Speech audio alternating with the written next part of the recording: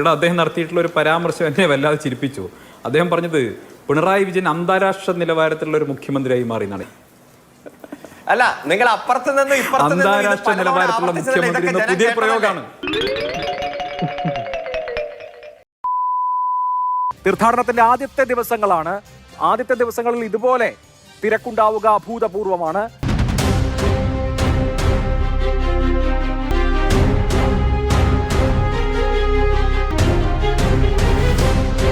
Shri K S Arunkumar, വൃശ്ചികമാസം 1-ാം തീയതി നട തുറക്കും എന്ന് അറിയാത്തതല്ലല്ലോ.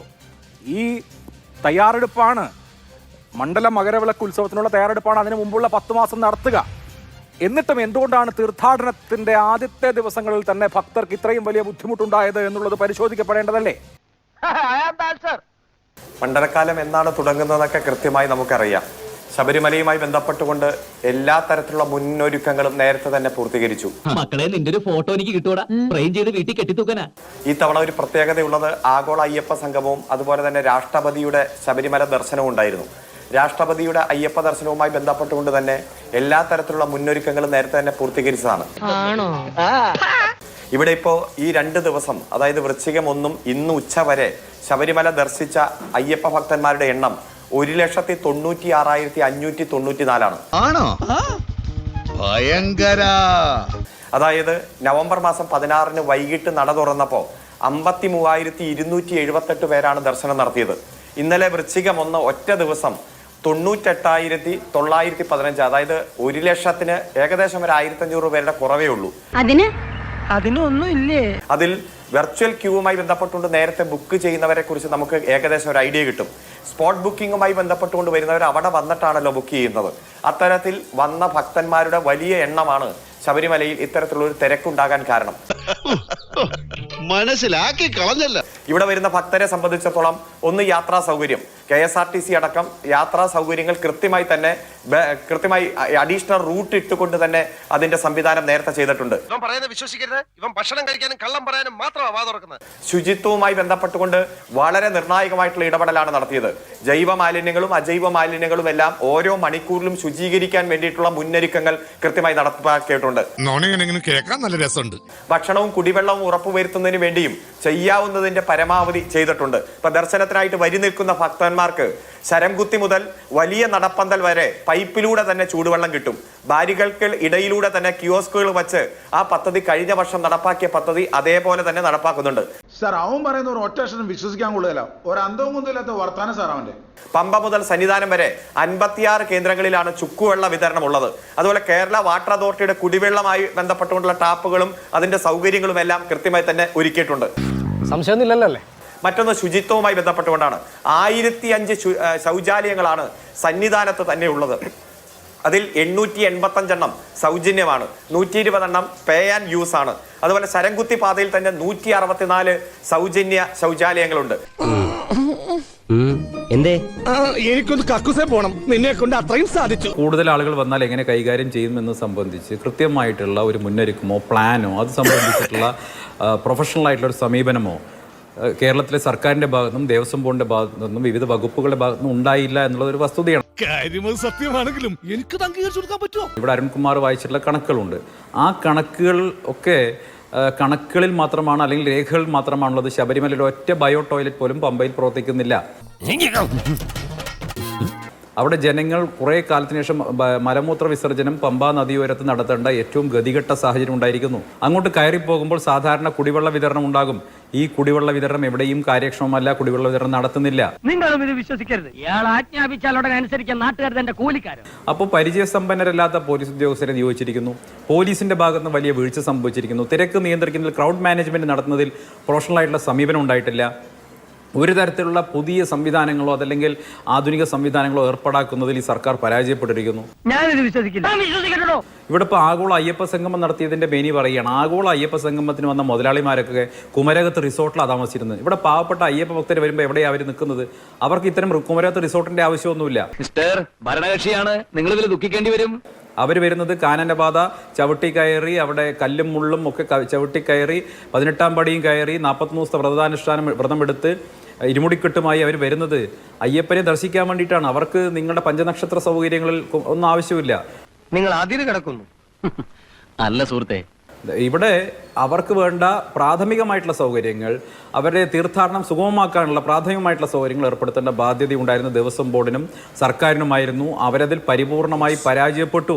കുറെ സമയമായിട്ട് എന്റെ ക്ഷമ പരീക്ഷിക്കുന്നു കേട്ടോ. അത് തന്നെയാണ് എനിക്ക് നിന്നോടും പറയാനുള്ളത്. തുടക്കത്തിൽ തന്നെ പാളിച്ച സംഭവിച്ചു എന്നുള്ളത് വളരെ വ്യക്തമല്ലേ? ആ പാളിച്ച സംഭവിക്കാണ്ടായ കാരണം ഒരു തരത്തിലുള്ള അവലോകന യോഗങ്ങളും ഇത്തവണ നടന്നിട്ടില്ല.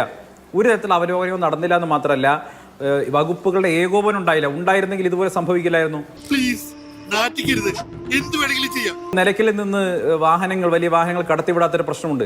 അവിടെ വലിയ പ്രയാസമാണ്. ആളുകൾ വന്ന് KSRTC ബസ്സിൽ മാടിനെ കുത്തി നിറയ്ക്കുന്നത് പോലെ കുത്തി നിറച്ച് ഭക്തരെ കൊണ്ടുപോകുന്ന സാഹചര്യമാണ്. ഒരാളെ തോൽപ്പിക്കാൻ വേണ്ടി ഇങ്ങനെ കല്ല് വെച്ചെന്നോണം പറയുന്നത് ദിവസം. അങ്ങനെ KSRTCക്ക് ലാഭം ഉണ്ടാക്കാൻ വേണ്ടി ഈ തീർത്ഥാടകരെ മാടുകളെ കൊണ്ടുപോകുന്നത് പോലെ കുത്തി നിറച്ച് കൊണ്ടുപോകുന്നത് എന്തൊരു കഷ്ടമാണ്. 100% ഞാൻ യോജിക്കുന്നു. ഒരു അന്താരാഷ്ട്ര തീർത്ഥാടന കേന്ദ്രം എന്നുള്ള ഒരു വീക്ഷണത്തോടു കൂടി കൈകാര്യം ചെയ്യേണ്ട ശബരിമലയെ കച്ചവട കേന്ദ്രമാക്കി, അതല്ലെങ്കിൽ വിശ്വാസികളെ ചൂഷണം ചെയ്തുകൊണ്ട് സർക്കാരിന്റെ ഖജനാവിലേക്ക് പണമുണ്ടാക്കാനുള്ള ഒരു സംവിധാനം മാത്രമാക്കിയിട്ട് ഉപയോഗിക്കുന്നത് അക്ഷന്തവ്യമായിട്ടുള്ള അപരാധമാണ്, തെറ്റാണ്. ആ തേണ്ടി RDPയുടെ തൊലി ഇരിക്കുകയാണ് ഉത്തമ. സഹിക്കല്ലാതെ എന്ത് ചെയ്യാ? ഇവർക്ക് ഇതിനകത്ത് ഇതിന്റെ മുന്നൊരുക്കങ്ങൾ നടത്തുന്നതിൽ, അവലോകന യോഗം കൂടി വേണ്ടുന്ന തയ്യാറെടുപ്പ് നടത്തുന്നതിൽ വലിയ വീഴ്ച സംഭവിച്ചിട്ടുണ്ട്. അത് സർക്കാരിന്റെ വീഴ്ചയാണ്, ദേവസ്വം ബോർഡിന്റെ വീഴ്ചയാണ്. അയ്യോ, അങ്ങനെ പറഞ്ഞൂടാ അല്ലെ? പണ്ടൊക്കെ പറയും എനിക്ക് ശേഷം പ്രളയം എന്ന് പറയുന്നത് പോലെ പ്രശാന്ത് അദ്ദേഹം എന്തായാലും ഇറങ്ങിപ്പോകുമോ, എന്നാൽ പിന്നെ ഇതെല്ലാം നശിക്കട്ടെ എന്നുള്ളൊരു സാഹചര്യം അദ്ദേഹം എടുത്തു. സ്വർണം കട്ടെടുക്കാൻ കാണിച്ച ഒരു ആർജവം പോലും ഇതിന്റെ മുന്നൊരുക്കങ്ങൾ അദ്ദേഹം കാണിച്ചിട്ടില്ല. ഇവിടെ ശ്രീ അരുൺകുമാർ വായിച്ച കണക്കുകളൊക്കെ പച്ചക്കള്ളമാണ്. പമ്പയില് വേണ്ടുന്നത്ര ശൗചാലയങ്ങളില്ല. അങ്ങ് പറയുന്നത് കള്ളമാണ് അരുൺകുമാർ. അങ്ങ് ശബരിമലയിലോ അല്ലെങ്കിൽ പമ്പയിലേക്കോ ഒന്ന് പോകാൻ തയ്യാറാകണം. ഈ മരക്കൂട്ടത്തിന് താഴേക്കുള്ള പ്രദേശങ്ങളിലൊക്കെ വെളിച്ചമില്ലെന്ന് പറയുന്ന പരാതി വരുന്നു. കുടിവെള്ള വിതരണത്തിന് കിയോസ്ക് സ്ഥാപിച്ച കണക്ക് അങ്ങ് പറയുന്നു. ഇതൊക്കെ വെറുതെ പറയുകയാണ്. നിങ്ങൾക്ക് വെറുതെ ഇവർ എഴുതി തന്നിരിക്കുന്ന കണക്കാണ്. ഇതൊന്നും അവിടെ ഇല്ല. കുടിവെള്ളം കിട്ടാതെ 10-12 മണിക്കൂർ ദാഹജലം കിട്ടാതെ വലയുന്ന അയ്യപ്പ ഭക്തർ ചാനൽ ക്യാമറകൾക്ക് മുമ്പിൽ നിന്ന് പരിവേദനം പറയുന്നത് നമ്മൾ കേട്ടില്ലേ ഇന്നത്തെ ദിവസം? ഇവന്റെ കോമഡി കണ്ട പൊങ്കാലായിട്ട് അടിച്ചു കൊല്ലാൻ തോന്നുന്നു. മിണ്ടരുത്. നിങ്ങളിവിടെ അയ്യപ്പ സംഗമത്തിന്റെ മേനി പറഞ്ഞില്ല അരുൺകുമാർ. നിങ്ങളുടെ ആഗോള അയ്യപ്പ സംഗമത്തിന്റെ ഒരു സെമിനാർ വിഷയം തന്നെ എന്തായിരുന്നു? ഒരു സെമിനാർ വിഷയം തന്നെ ക്രൗഡ് മാനേജ്മെന്റ് ആയിരുന്നു, ആൾക്കൂട്ട നിയന്ത്രണമായിരുന്നു. എന്തേ നിങ്ങൾ അന്ന് പഠിച്ച ആ തന്ത്രങ്ങളൊന്നും എടുത്ത് പ്രയോഗിക്കാൻ സാധിക്കാതെ പോയത്? എനിക്കൊന്നും ഓർമ്മ വരുന്നില്ല. 70,000 പേർ എന്തായാലും വെർച്വൽ ക്യൂ ബുക്ക് ചെയ്യുന്നുള്ള കാര്യം ദേവസ്വം ബോർഡിന് അറിയാം. 20,000-ഓളം പേർ സ്പോട്ട് ബുക്കിംഗിൽ എല്ലാ കാലവും ആദ്യത്തെ ദിവസങ്ങളിൽ ഉണ്ടാകാറുള്ള കാര്യവും ഇവർക്കറിയാം. പിന്നെ പോയിട്ട് വന്നിരിക്കുന്നത് 10,000-ൽ താഴെ ആൾക്കാർ അധികമാണ്. നോക്കൂ, 10,000-ഓളം താഴെ ആൾക്കാർ അധികം വന്നപ്പോൾ നിയന്ത്രണാതീതമായി ദേവസ്വം ബോർഡിന് പ്രസിഡന്റിന് ഭയമുണ്ടാകുന്ന സാഹചര്യം ഉണ്ടായെങ്കിൽ സാധാരണ 1.5 ലക്ഷം 1.25 ലക്ഷം ആൾക്കാർ വരുന്ന സാഹചര്യമുണ്ട് ശബരിമലയിൽ മകരവിളക്ക് സമയത്തൊക്കെ. എങ്ങനെ ഇവർക്ക് മാനേജ് ചെയ്യാൻ സാധിക്കും? കോൺഗ്രസിന്റെയും BJPയുടെയും നേതാക്കന്മാർ ഈ ചർച്ചയിൽ വന്ന് പച്ചയായ നുണ പറയുകയാണ്. നിങ്ങൾ ഒരു കേന്ദ്രസേനയും തരണ്ട. BJPയുടെ നേതാവേ, ഒന്നും തന്നില്ലെങ്കിലും ഈ ശബരിമലയുടെ ദർശനം സുഗമമായിട്ട് നടത്താനുള്ള ശേഷി ഇവിടുത്തെ ആഭ്യന്തര വകുപ്പിനുണ്ട്. നിന്നെ സമ്മതിക്കണം. നിന്റെ വായിൽ എങ്ങനെയാടാ ഇത്രയും പെട്ടെന്ന് ഇത്രയും വലിയ നുണകൾ വരുന്നേ? പിന്നെ മുന്നൊരുക്കം നിങ്ങൾക്കറിയോ? വൃശ്ചിക മാസം 1-ാം തീയതി ഇന്നലെ ശബരിമലയിലുള്ള അപ്പം അരവണ എണ്ണ എത്രയാ? 65 ലക്ഷമാ സ്റ്റോക്ക്. ഇന്നലെയും ഇന്നുമായി 2 ലക്ഷത്തിൽ താഴെയാണ് ഭക്തന്മാർ വന്നതെങ്കിലും 65 ലക്ഷമാ സ്റ്റോക്ക്. എന്നോട് ഞാൻ ചോദിച്ചോടാ കുഞ്ഞിരാമാ, കൊണ്ടുപോടാ. സഖാവ് പിണറായി വിജയൻ രാജിവെക്കണമെന്ന് കോൺഗ്രസ്സുകാർ വഴി പറയാൻ എന്ത് അല്പത്തരം പറഞ്ഞ അതിന് മറുപടി ഉണ്ടോ? ഇത്തരത്തിലുള്ള അല്പത്തരത്തിന്റെ പേര്, നിന്റെ പേര് കോൺഗ്രസ് എന്ന് എല്ലാവരും ഇന്ത്യയിൽ പറഞ്ഞുകൊണ്ടിരിക്കുകയല്ലേ? അതുകൊണ്ട് ഞാൻ അതിന് മറുപടി പറയുന്നില്ല. ഇവിടെ ദിശാബോധത്തോടെ പറയുന്ന കാര്യങ്ങൾ കൃത്യമായി ചെയ്ത കാര്യങ്ങൾ ജനങ്ങളെ ബോധിപ്പിച്ച് ഇന്റർനാഷണൽ നിലവാരത്തിലേക്ക് ഏതെങ്കിലും ഒരു മുഖ്യമന്ത്രി ഉയരുന്നുണ്ടെങ്കിൽ അത് കേരളത്തിലെ സഖാവ് പിണറായി വിജയനാ. നിങ്ങൾ ഇങ്ങനെ പല അബദ്ധങ്ങളും പറയും, പല അബദ്ധങ്ങളും ചെയ്യാൻ പ്രേരിപ്പിക്കുകയും ചെയ്യും. ഇതൊക്കെ നിങ്ങളുടെ പോക്കറ്റിൽ ഇരുന്ന് തന്നെ പൊട്ടുന്ന തരത്തിലേക്ക് വരികയും ചെയ്യും. ഇതൊക്കെ കേരളത്തിന്റെ ജനത കണ്ട് ബോധ്യപ്പെട്ടിട്ടുണ്ട്. വെറുതെ ചിരിപ്പിക്കരുത്. കുറവുകളുണ്ടോ? ഞങ്ങൾ പരിഹരിക്കും. മുഴുവൻ ഭക്തന്മാർക്കും സ്വൈര്യമായി കൃത്യമായി ദർശന സൗകര്യം ഉറപ്പുവരുത്തി തന്നെ ഗവൺമെന്റ് മുന്നോട്ട് പോകും. വെറും വാഗ്ദാനം കിട്ടുകയില്ല. ഞാൻ ശബരിമലയിൽ പലതവണ പോയിട്ടുള്ള ആളാണ്, കെട്ടുനിറച്ച് പോയിട്ടുള്ള ആളാണ്. ഈ ഒരു 10-15 ദിവസം മുമ്പ് വരെ പമ്പ വരെ പോയി വന്നിട്ടുള്ള ഒരാളാണ്. അരുൺകുമാർ നാളിത് ജീവിതത്തിൽ എപ്പോഴെങ്കിലും കെട്ടുനിറച്ച് ശബരിമലയിൽ പോയിട്ടുണ്ടോ എന്ന് എനിക്കറിയില്ല. ഇനിയിപ്പോൾ അദ്ദേഹം രഹസ്യമായി പോയിട്ടുണ്ടോ, പാർട്ടി അറിയാതെ പോയിട്ടുണ്ടോ എന്നുള്ള കാര്യം എനിക്കറിയില്ല. പിന്നെ ഇവിടെ അദ്ദേഹം നടത്തിയിട്ടുള്ള ഒരു പരാമർശം എന്നെ വല്ലാതെ ചിരിപ്പിച്ചു. അദ്ദേഹം പറഞ്ഞത് പിണറായി വിജയൻ അന്താരാഷ്ട്ര നിലവാരത്തിലുള്ള ഒരു മുഖ്യമന്ത്രിയായി മാറി എന്നാണ്. എന്താണ് ഈ അന്താരാഷ്ട്ര നിലവാരത്തിലുള്ള സ്റ്റേഡിയം, അന്താരാഷ്ട്ര നിലവാരത്തിലുള്ള വിമാനത്താവളം എന്നൊക്കെ കേട്ടിട്ടുണ്ട്. ഈ അന്താരാഷ്ട്ര നിലവാരത്തിലുള്ള ഒരു മുഖ്യമന്ത്രി എന്താണ്? ഇനിയിപ്പോൾ അന്താരാഷ്ട്ര നിലവാരത്തിൽ നമ്മുടെ ഹെൽത്ത് ഡേറ്റ സ്പ്രിംഗ്ലർ പോലെ അമേരിക്കൻ കമ്പനിക്ക് വിറ്റത് കൊണ്ടാണോ? അന്താരാഷ്ട്ര നിലവാരത്തിൽ മസാല ബോണ്ട് വിറ്റ് കനേഡിയൻ കമ്പനി CDPQന് വിറ്റത് കൊണ്ടാണോ? ഇനി അന്താരാഷ്ട്ര കുറ്റവാളികളായിട്ടുള്ള സുഭാഷ് കപൂറിനെ പോലെയുള്ള സംഘത്തെ ഉപയോഗിച്ചുകൊണ്ട് ശബരിമലയിൽ നിന്ന് സ്വർണ്ണം അടിച്ചു മാറ്റിയത് കൊണ്ടാണോ?